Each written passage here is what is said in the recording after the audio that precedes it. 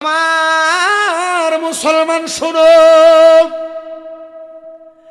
আজরাইল আলাইহিস সালাতু ওয়াস সালাম যখন ওই বান্দাটার সামনে দাঁড়াইব, বান্দা আজরাইলের সঙ্গে কথা বলার সময় ওই বান্দার জিহ্বাটা দুই চোয়ালের মাঝখানে কামড় পরে এভাবে আটকা পড়ে যাবে। এবার বান্দা আজরাইলকে চোখের ইশারা দিয়ে বোঝানোর চেষ্টা করবে। হাইরে ওই বান্দার চোখগুলা উল্টে যাবে। বান্দার চোখগুলা যখন উল্টে যাবে, এবার বান্দা যখন তার ইন্তেকালের পূর্ব মুহূর্তে সাকরাতুল মওতের বিছানায় ছটফট ছটফট করবে, ওই বান্দাটার বুকের উপরে আজরাইল আলাইহিস সালাতু ওয়াস সালাম হাতটা রেখে দিবে বান্দার রূহটা কবজ করার জন্য। ওই বান্দার রূহটা কবজ করার জন্য আজরাইল যখন বান্দার বুকের উপরে হাতটা রাখবে, এবার বান্দার এক নম্বরে ঘাড়ের দুইটা সাহারক আছে, এই রগগুলা ঠাস ঠাস করে ছিঁড়ে যাবে। বান্দার হাতের রগগুলা ঠাস ঠাস করে ছিঁড়ে যাবে। ওই বান্দার পায়ের রগগুলা ঠাস ঠাস করে ছিঁড়ে যাবে। বান্দা বড় বেকার অবস্থায় পড়ে যাবে। এ আমার বাতেশ্বরের বাবা, হাইরে যুবক, এ বাতেশ্বর পদুয়ার পাহাড় এলাকার, আজকে এই বাতেশ্বরের মহিষপুকুরি এলাকার আশেপাশে এলাকার যুব সমাজ, আপনারা যারা যারা বয়ান শ্রবণ করতেছেন, একটা বার অন্তরের কানটা লাগিয়ে শোনেন। ওই মৃত্যুর বিছানায় যখন দুইটা ফেরেশতা আপনার আমার সামনে চলে আসবে, ওই ফেরেশতাদেরকে দেখা বান্দা ভয়ে বিছানার মধ্যে প্রস্রাব পায়খানা করে দিবে। হাইরে বেনামাজি একটা বান্দা, হারামখোর একটা বান্দা, পরের হক খানেওয়ালা একটা বান্দা, কবরে যাওয়ার পরবর্তী সময় তো অনেক পরে ওই বান্দাটা দুনিয়াতে থাকতে অবস্থা বড় খারাপ হয়ে যাবে। এবার আপনারা বলেন, যেই বান্দাটা বিছানায় প্রস্রাব পায়খানা করবে, এটা তো দুনিয়ার কোনো ভালো বান্দা না। আপনারা বলেন, এমন খারাপ মানুষ নামাজও পড়ে সুদের টাকা খায়, এমন মানুষ বাতেশ্বর এলাকায় আছে না নাই? আমাদের সমাজের মানুষ এই সুদখোর, ঘুষখোর, হারামখোর গুলারে ধরে নিয়ে মসজিদের সভাপতি বানায় দেয়। কথা কোন কষ্ট আছে না নাই? এমন সুদখোর, ঘুষখোর, হারামখোর গুলারে নিয়া এলাকার মধ্যে সত্তার মাতাব্বরির দায়িত্ব দেয়। কথা কন্যা আছে না নাই? মানুষের জায়গা দখল করে পরের হক মেরে মেরে খায়, এমন লোকগুলা সমাজের মধ্যে নেতৃত্ব দেওয়ার কাজ করে। না না না, এদের তো একটু লজ্জা থাকার প্রয়োজন। বলে, হুজুর কি বলেন, এদের লজ্জা থাকবে কেমনে? এরা পরের হক খাইতে খাইতে এদের অভ্যাস হয়ে গেছে। এরা মানুষের সম্পদ জুলুম করতে, দখল করতে করতে অভ্যাস হয়ে গেছে। না, যদিও শুরুতে শিরতে দেখতে তাদেরকে মানুষের মতো লাগে, আসলে তারা মানুষ না, এরা মানুষ নামের জানোয়ার। বলে, হুজুর এটা কেমন কথা বললেন? আমি বলি না রে, আমি বলি না। আপনার সেই চোখ নাই বিদে আপনি এখনো দেখেন না, আপনি এখনো বোঝেন না। বোঝার জন্য, দেখার জন্য আপনার এমন একটা চোখের প্রয়োজন। আমি আপনাদেরকে সে চোখ হলে একজন মানুষের কথা বয়ান করে শোনায় দিব। তার আগে আমি আপনাদেরকে শোনাই একটা বেঈমান বেআমল বান্দাটার অবস্থাটা কি হয়, একটু মনোযোগ লাগায় শোনেন। বাতেশ্বর এলাকার বাবা, ওই বান্দা যখন বিছানাতে প্রস্রাব পায়খানা করে দেয়, এবার বান্দাটার সামনে আজরাইল আলাইহিস সালাতু ওয়াস সালাম দাঁড়ায়। ওই বান্দা তার জবান দিয়া বোঝানোর চেষ্টা করে, আজরাইল এখন তুমি আমার রূহটা কবজ কইরো না, কারণ আমি এখনো পর্যন্ত মরণের প্রস্তুতি গ্রহণ করি নাই। দুনিয়ার মানুষ কোনো জায়গায় মেহমান হয়ে গেলে যাওয়ার সময় সামান্য পড়েও কোন হাদিয়া নিয়ে যায়। আমি যে কবরের মধ্যে যাব, আমার কবরের কোনো সামান রেডি হয় নাই, আমার একটু সময় দাও, আমার একটু সুযোগ দাও। না না না, তখন কোনো সময় দেওয়া হবে না। আজরাইল যখন বান্দার দিকে তাকাইব, বান্দা যখন কথা বলার চেষ্টা করব, ওই বান্দার দুই দাঁতের চোয়ালের মাঝখানে বান্দার জিহ্বাটা আটকা পুরা কামড় পুরা যাইব। বান্দা বড় কষ্ট পাইব। ওই কষ্ট পেয়ে বান্দা যখন চুপ হয়ে যাবে, এবার বান্দাটা চোখের ইশারা দিয়ে আজরাইলকে বোঝানোর চেষ্টা করবে। আজরাইলের এমন ভয়ঙ্কর বিকট চেহারা, ওই চেহারাটা দেখা বান্দার চোখ একবারে কপালের দিকে ঘুরে যাবে, বান্দার চোখ উল্টে যাবে, ওই বান্দাটা বড় হাই হুতাশ করতে থাকবে। মাহফিল কমিটি যদি শুনে থাকেন তাবারুকটা নিয়ে আসেন। আমি আমার ওয়াজ একটানা করব। আমার ওয়াজে কোনো ডাইনে বামে সময় সুযোগ আমি লস করি না। আমি মানুষ যতক্ষণ আছে এদেরকে আমি আমার ডাইরেক্ট ধারাবাহিক আলোচনা শোনাই। যদি আপনারা অল্প কিছুক্ষণ সময় যদি আমার এই ওয়াজটা চলে, কষ্ট হবে আপনাদের। ওয়াজটাকে শুনতে আপনাদের ভাল লাগতেছে? একটু শোনেন কষ্ট করে। আমি তো আসছিলাম এদিকে, কোথায় যেন আদ্রানা কোথায় আসছিলাম না একবার, আমার মনে হয় একবার না দুইবার আমি আসছি। তা আমি ধারাবাহিকভাবে আপনাদেরকে কথাগুলো বলবো, আপনার ধারাবাহিকভাবে শুনবেন। কোরআন হাদিসের আলোচনা জাস্টিফাই করার দায়িত্ব আপনার। তবে মনে রাখতে হবে, আমি 1-1.5 ঘন্টা ওয়াজ করলাম আর 2-3টা কোরআনের আয়াত পড়লাম না, এটা দিয়ে কেউ ওয়াজ কামইব? কথা কোন কামইব? আমি এই জন্য আপনাদেরকে ডাইরেক্ট কথা সরাসরি বলছি। আমার ওয়াজের ধারাবাহিকতায় কোরআন সুন্নাহ ভিত্তিক কতটুক হয়, যে কথাটা কোরআন সুন্নাহ ভিত্তিক সেটা আপনি মানবেন। আল্লাহ কবুল করেন, পড়েন আমিন। তাবারুকটা নিয়ে আইসে এখানে রাখতে কোন, আমার ওয়াজ শেষ হবে এরপরে তাবারুক। আমার কাছে বেশি ভালো লাগতেছে বাতেশ্বরের মাহফিলে আসার পর আমি দেখতেছি এলাকার মুরব্বী নেকেরাম যারা আছেন, আপনারা বয়োজ্যেষ্ঠ মানুষ, আপনারা মাহফিলে আছেন, এই জিনিসটা সবচাইতে ভালো। বহু এলাকার ভিতরে, বহু জায়গার ভিতরে মুরব্বীরা পোলাপান মাহফিল করে, মুরব্বীরা সায় দেয় না। আপনাদেরকে এটার জন্য আন্তরিক শুভেচ্ছা, মোবারকবাদ, শুকুর গুজার, আল্লাহর পক্ষ থেকে জাযাকুমুল্লাহ কামনা করছি। আল্লাহ আপনাদেরকে উত্তম জাযা প্রদান করুন। আজকের ওয়াজটা আপনাদের জন্য যেমন উপকারী, যুবকদের জন্য আরো উপকারী, মা বোনের জন্য আরো উপকারী। আল্লাহ কবুল করেন। জোরে পড়েন আমিন, আর মুহাব্বতে পড়েন আমিন। আমার মুসলমান শোনো, আজরাইল আলাইহিস সালাতু ওয়াস সালাম যখন ওই বান্দাটার সামনে দাঁড়াইব, বান্দা আজরাইলের সঙ্গে কথা বলার সময় ওই বান্দার জিহ্বাটা 2 চোয়ালের মাঝখানে কামড় পরে এভাবে আটকা পড়ে যাবে। এবার বান্দা আজরাইলকে চোখের ইশারা দিয়ে বোঝানোর চেষ্টা করবে। হাইরে, ওই বান্দার চোখগুলা উল্টে যাবে। বান্দার চোখগুলা যখন উল্টে যাবে, এবার বান্দা যখন তার ইন্তেকালের পূর্ব মুহূর্তে সাকরাতুল মওতের বিছানায় ছটফট করবে, ওই বান্দাটার বুকের উপরে আজরাইল আলাইহিস সালাতু ওয়াস সালাম হাতটা রেখে দিবে। বান্দার রূহটা কবজ করার জন্য, ওই বান্দার রূহটা কবজ করার জন্য আজরাইল যখন বান্দার বুকের উপরে হাতটা রাখবে, এবার বান্দার 1 নম্বরে ঘাড়ের 2টা শাহরগ আছে, এই রগগুলা ঠাস করে ছিঁড়ে যাবে। বান্দার হাতের রগগুলা ঠাস করে ছিঁড়ে যাবে। ওই বান্দার পায়ের রগগুলা ঠাস করে ছিঁড়ে যাবে। বান্দা বড় বেকার অবস্থায় পড়ে যাবে।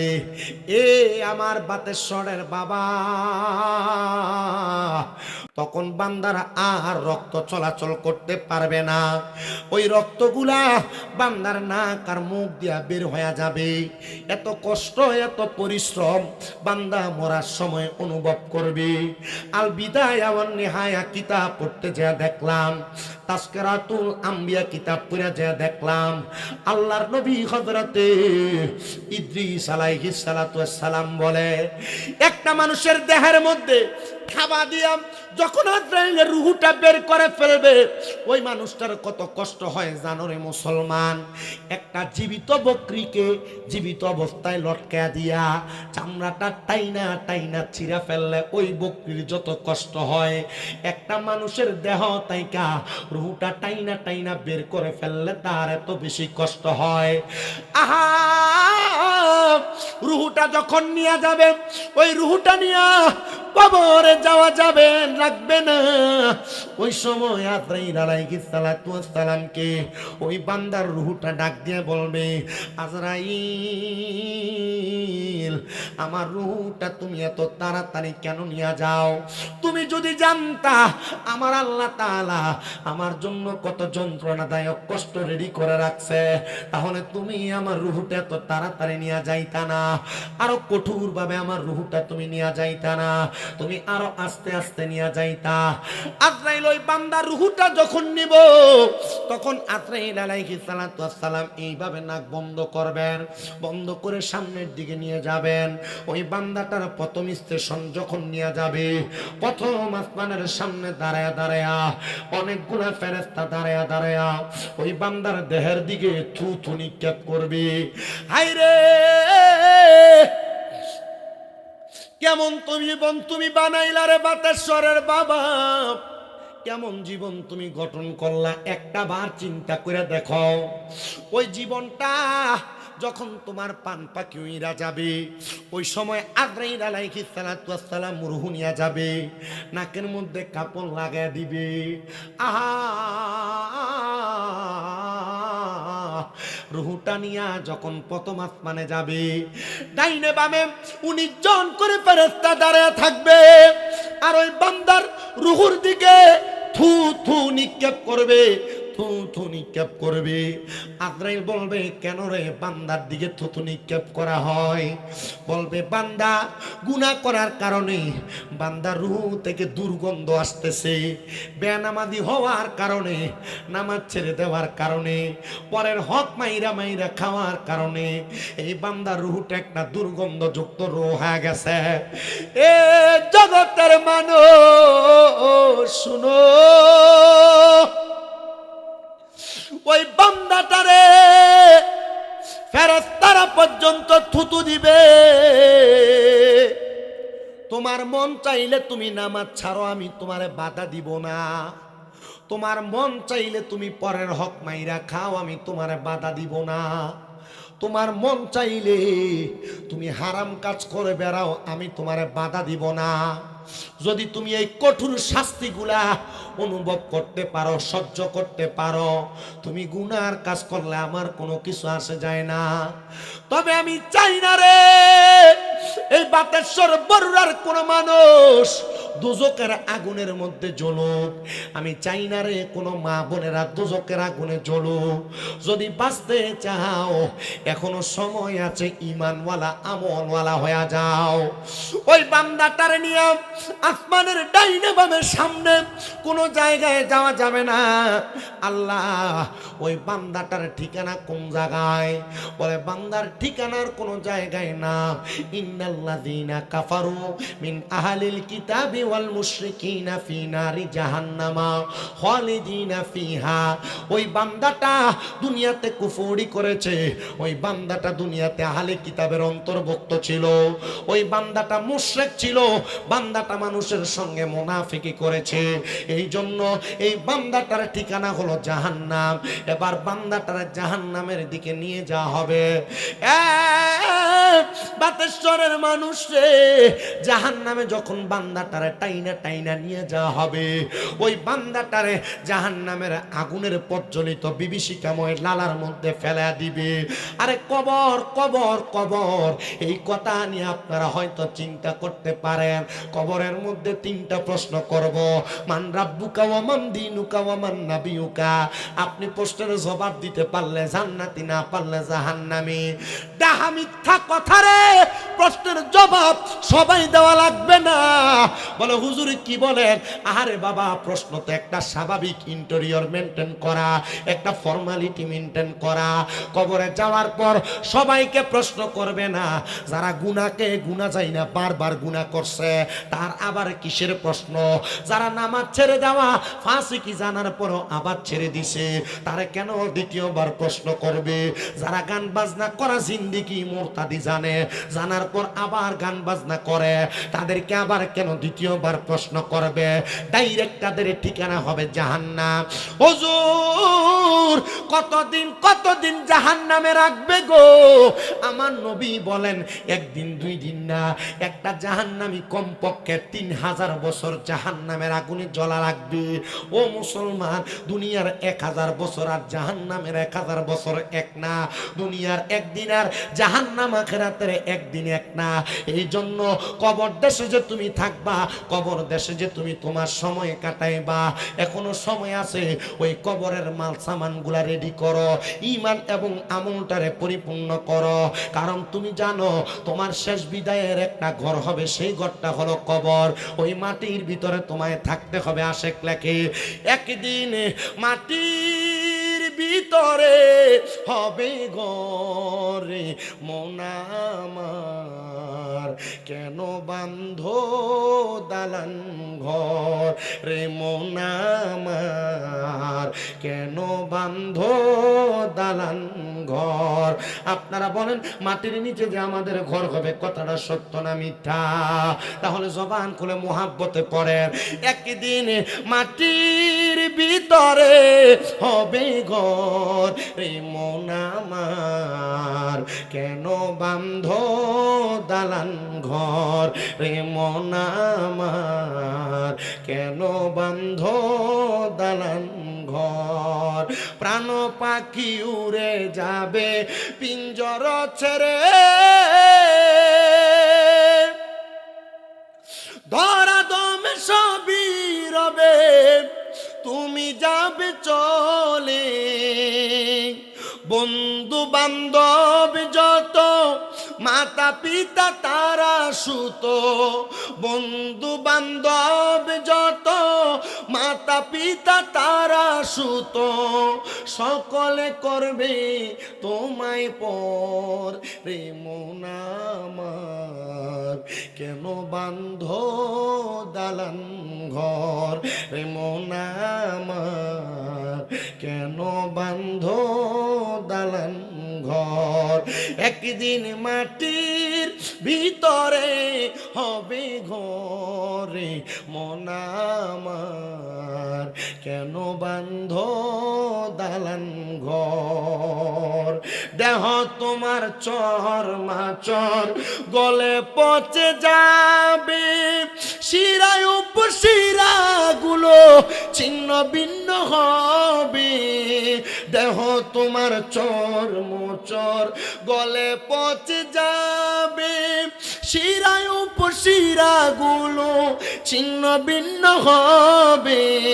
মুন্ডু মেরু দণ্ড সবই হবে খণ্ড খণ্ড, দণ্ড মেরু দণ্ড সবই হবে খণ্ড খণ্ড।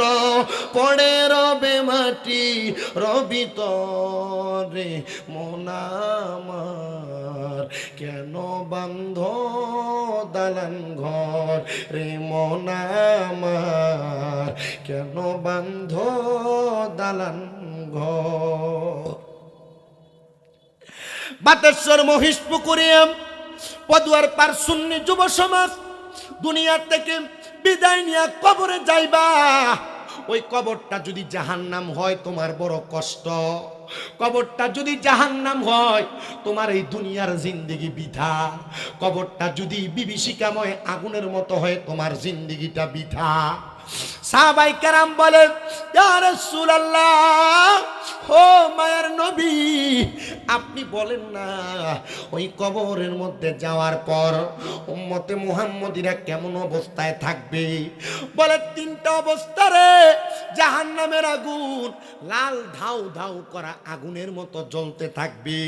ওই বান্দাটারে 1000 বছর আগুনের মধ্যে জ্বালাইবো, 1000 বছর লাগবে না, মাত্র 3টা মিনিট যদি শরীরটা ধাউ ধাউ করা আগুনে জ্বলে, পুরাটা শরীর জ্বলে একবারে পোড়া পোড়া কাঠের মতো হয়ে যাবে, কয়লার মতো হয়ে যাবে। বারবার আপনারে ফায়াকুন বইলা শরীরটারে জোড়া লাগানো হবে। ও আল্লাহ, একবার তো আমারে আগুনে পুরাইলে আমার দেহটা জ্বলা শেষ হয়ে যায়, বারবার কেন আমারে কষ্ট দেয়া হবে? বলে অন্য কোনো কারণে না, তুমি বারবার গুনার কাজ করেছো, গুনাহ জানার পরে আবার পাউটা বাড়াইছো, বারবার বারবার কইরা তুমি পরের সম্পদ হকগুলা মাইরা মাইরা খাইছো। আমার এই বাতেশ্বরের বাবা শুনো, 1000 বছর লাল আগুনে জ্বালায়া পুরায়া এবার আগুনের রংটারে আমার আল্লাহ তাআলা সাদা ধোঁয়া যুক্ত বানাইবো। ওই আগুনের মধ্যে আরো 1000 বছর জ্বালায়া এবার আগুনটারে কালো ধোঁয়া যুক্ত বানায়া ওই আগুনের মধ্যে আরো 1000 বছর জ্বালাইবো।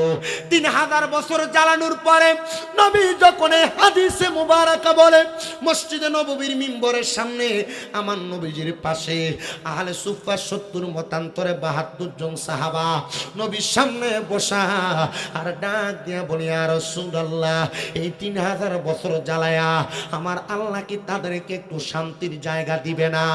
নবী বলে কয়লা নাম, হ্যাঁ অবশ্যই। ওই বান্দাটারে তাকাসুর নামক একটা জায়গার মধ্যে দাঁড় করানো হবে। ওই বান্দাটা সেই জায়গার মধ্যে দাঁড়ায়া আফসোস করতে থাকবে, বান্দাটার দেহ জ্বালায় পড়ে বান্দার দাঁড় করাবে। এবার প্রশ্ন করবে, বান্দা কি বলবা বলো। আপনি আমি যদি বলার সুযোগ পাই, আপনি মনে করতেছেন বলবেন আল্লাহ মাফ করে দাও, মনে হয় আপনি বলতেছেন আল্লাহর কাছে ক্ষমা চাইবেন। না,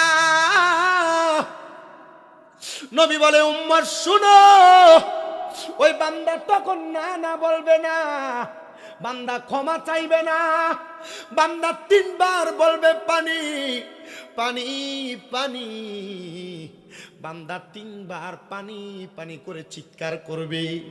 বান্দা 3000 বছর আগুনের মধ্যে জ্বলার কারণে, তাকাসুর নামক জায়গাতে দাঁড়ায় থাকার কারণে ওই বান্দার গলাটা একবারে কাঠ শক্ত হয়ে যাবে।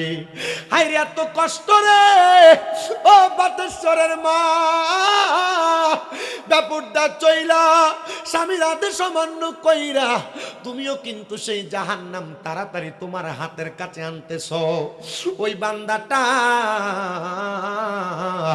ওই জাহান্নামের কঠিন শাস্তি সহ্য কইরা তাকাসুর নামক জায়গার মধ্যে যখন বান্দা দাঁড়াইব, 3 বার যখন পানি পানি বলে চিৎকার করবে, সাহাবায়ে কেরাম কান্দে আর কয় ইয়া রাসূলুল্লাহ তখন কি ওই বান্দাটারে পানি দেওয়া হবে? নবী বলে হ্যাঁ পানি দেওয়া হবে, তবে সাধারণ কোনো পাত্রে না, এমন একটা পাত্র যেটা আমরা প্লাস্টিকের পানি খাই, মগ মেলামাইনের গ্লাস এটার মধ্যে পানি খাই, লোহার গ্লাস বলেন পানি খান, কাচের গ্লাস কোন আপনি পানি খান।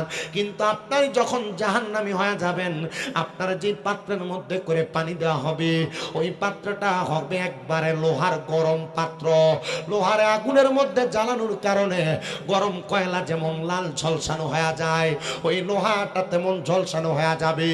ইয়া রাসূলুল্লাহ তবু কি তারা পানি দেওয়া হবে? বলে হ্যাঁ, লোহার গরম পাত্রের মধ্যে কইরা অন্য জাহান্নামীদেরকে আগুনে পুরানোর কারণে তাদের যেই রক্তগুলা পুষগুলা নিচে পড়ছে, হাবিয়া থেকে ওই রক্ত এবং পুষগুলা নিয়া ওই জাহান্নামীদেরকে পান করতে দেয়া হবে। ও মায়ার নবী গো, তখন কি তারা সেই পানিগুলা পান করবে নাকি? বলে হ্যাঁ, তাদের পানির পিপাসা থাকার কারণে ওই রক্ত এবং পুষগুলা তারা পান করবে। ওই রক্ত এবং পুষগুলাকে হাদিস শরীফের ভাষায় বলা হয় তিনাতুল খাবাল। ওই তিনাতুল খাবাল রক্ত পুষগুলা বান্দা তখন পান করবে। নবী কেমনে গো, রক্ত পুষ মানুষ তো এমনি পান করে না,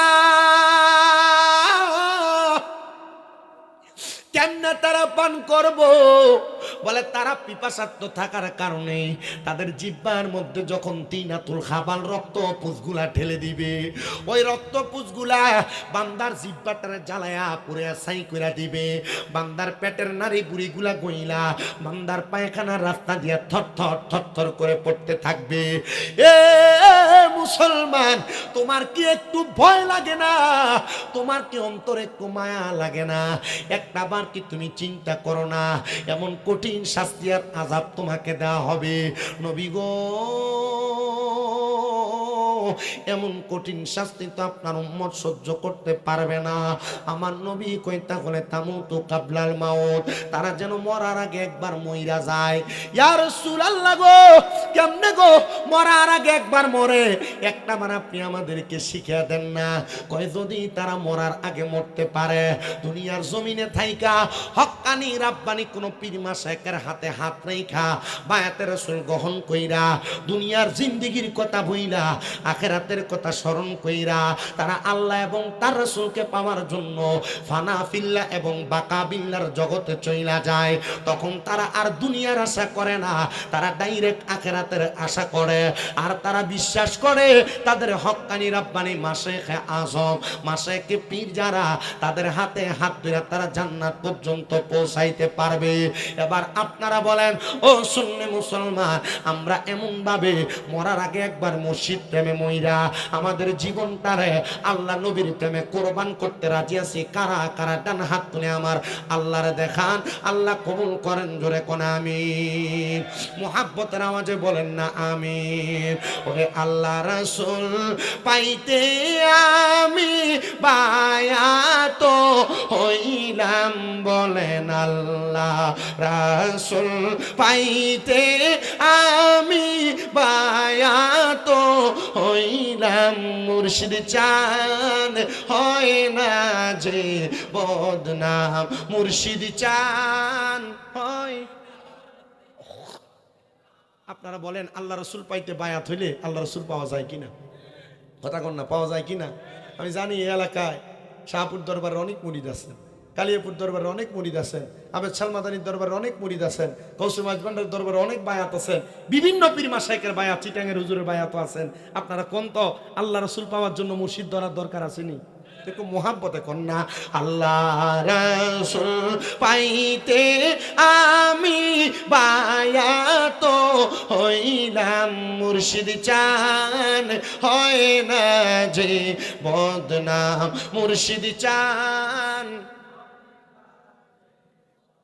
ওরে তরিকতের আমল করে কত বাই গেল উপরে গো, আমায় রাইখো শুনো জরে মুর্শিদা মারা মল নাই, বলে না আমায় রাইখো শুনো জরে মুর্শিদা মারা মল নাই, মুর্শিদ চান হয় না যে বদনাম, মুর্শিদ চান হয় না যে বদনাম। হায়রে আল্লাহ রাসূল পাইতে আমি বায়াত হইলাম, বলেন আল্লাহ রাসূল পাই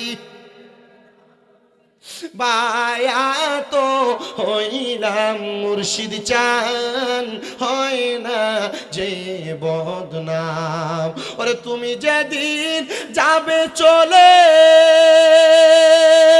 আমাকে রাইখো সাথেতে গো, আমায় রাইখো শুনো জরে মুর্শিদা মারা মল নাই, বলে না আমায় রাইখো শুনো জরে মুর্শিদা মারা মল নাই, মুর্শিদ চান হয় না যে বদনাম, মুর্শিদ চান হয় না যে বদনাম।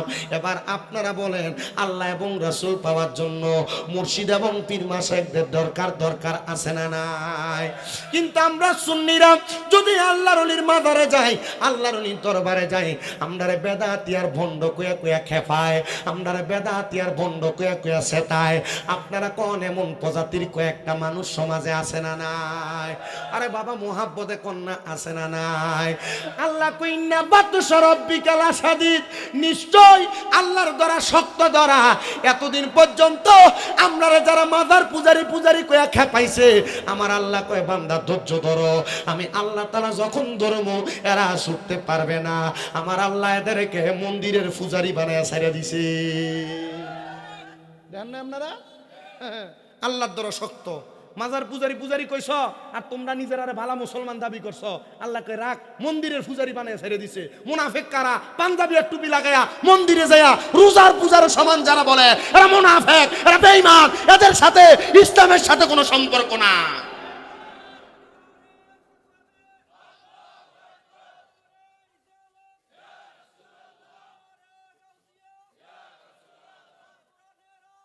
ঘরে ঘরে যান।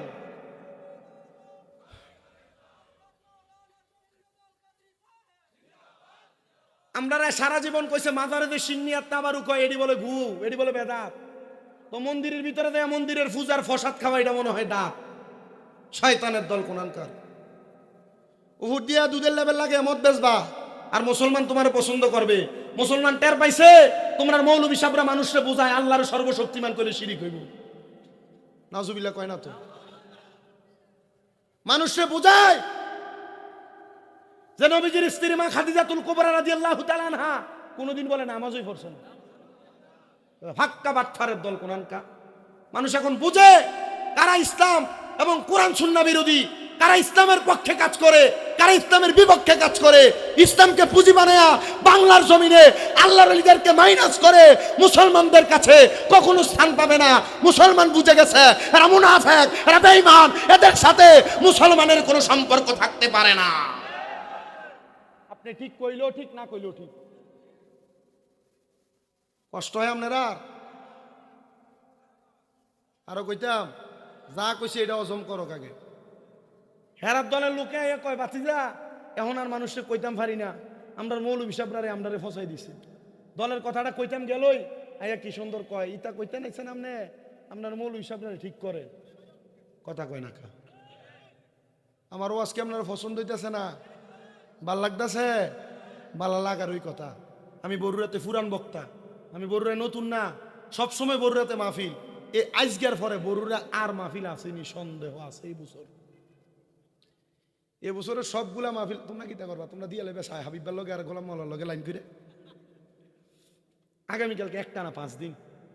প্রথম দিন হবিগঞ্জ, পরের দিন শায়েস্তাগঞ্জ, এরপর দিন ভাবনা, এরপরের দিন সিরাজগঞ্জ, এরপর দিন বগুড়া।